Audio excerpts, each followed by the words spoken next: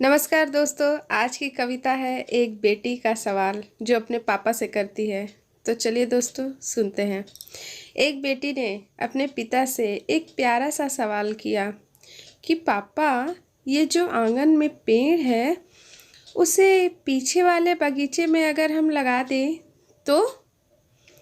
पिता बड़े ही अचमंचस में पड़ गए और उन्होंने बोला, बेटी, ये 4 साल पुराना पेड़ है, इसे नई जगह नई मिट्टी में ढल पाना मुश्किल होगा।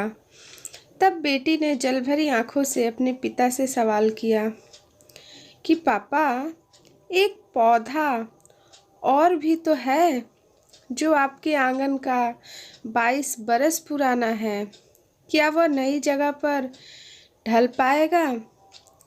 बेटी की इस बातों से पिता का तो दिल ही भर गया था, मगर सच ही तो था।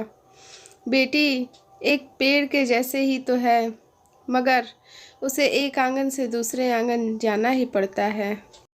पिता अपने प्यारी सी बेटी की बातों को सुनकर हैरान तो थे, मगर फिर भी पिता बेटी की बात को सोचते हुए उनसे कहा कि बेटा, यह पूरी शक्ति कायनात में सिर्फ नारी के पास और बच्चियों के पास ही है, जो कल्प वृक्ष से कम नहीं, खुद नए माहौल में ढलकर औरों की सेवा करती हैं और ताउम्र एक बेटी 10 व उनके लिए जीती हैं।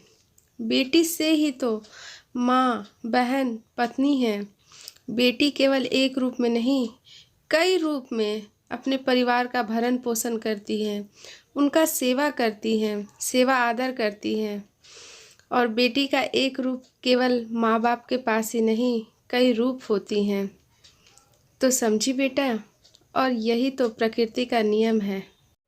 कहने के लिए तो बेटियों का 2 घर होता है, पहला मायका और दूसरा ससुराल, मगर सच बात कहूँ तो कोई भी घर उसका अपना नहीं होता। मायके में जाओ शादी के बाद तो मेहमान सी लगती है, और ससुराल में रहो तो पराए घर की बेटी।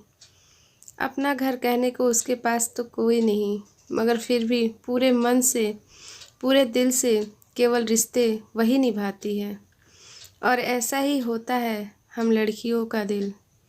तो बताइएगा दोस्तों, आज का यह सवाल, एक बेटी का सवाल, कैसा लगा? आपके भी पास तो बेटी होगी ना, तो ज़रूर बताइएगा। और कभी भी किसी भी बहन, बेटी, पत्नी का अनादर कभी मत करिएगा। तो मिलते हैं आपसे नई कहानी में, तब तक के लिए धन्यवाद।